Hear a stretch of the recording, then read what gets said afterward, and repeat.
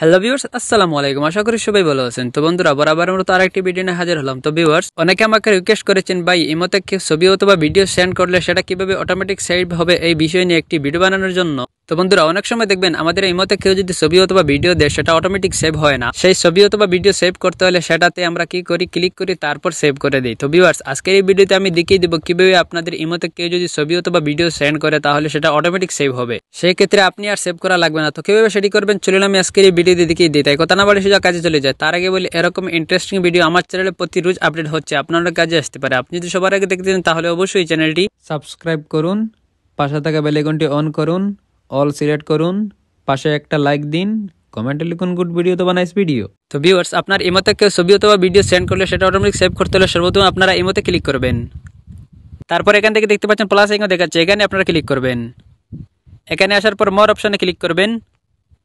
তারপর এখান থেকে দেখতে পাচ্ছেন সেটিংস, এখানে আপনারা ক্লিক করবেন। এখানে আসার পর এখান থেকে দেখতে পাচ্ছেন স্টোরেজ ডাটা, এখানে আপনারা ক্লিক করবেন। তারপর এরকম একটা ইন্টারফেস চলে আসবে। এখানে আসার পর এখান থেকে দেখতে পাচ্ছেন অটো সেভ আফটার রিসিভ, এখানে আপনারা ক্লিক করবেন। তারপর এখান থেকে দেখতে পাচ্ছেন ফটোস অ্যান্ড ভিডিও, তার পাশে দেখতে পাচ্ছেন দুইটা আইকন দেখাচ্ছে। এটা যদি আপনার অফ থাকে তাহলে এভাবে আপনারা অন করে নেবেন। এভাবে অন করে নিলে আপনার মোবাইলে কেউ যদি ছবি অথবা ভিডিও আজ থেকে সেন্ড করে তাহলে সেটিগুলি অটোমেটিক সেভ হয়ে যাবে। সেই ক্ষেত্রে আপনার আর সেভ করা লাগবে না। যে কেউ আপনার মোবাইলে ছবি অথবা ভিডিও সেন্ড করে না কেন সেটা অটোমেটিক সেভ হয়ে আপনার গ্যালারিতে চলে যাবে। এইভাবে খুব সহজে আপনারা এই সেটিংস করতে পারবেন। আশা করি আপনারা বুঝতে পারছেন। ভিডিও যদি ভালো লাগে তাহলে অবশ্যই চ্যানেলটি সাবস্ক্রাইব করবেন এবং লাইক শেয়ার কমেন্ট করতে ভুলবেন না। বরাবরের মতো আমি আর বিদায় নিচ্ছি। দেখাবো অন্য কোনো ভিডিওতে। খোদা হাফিজ।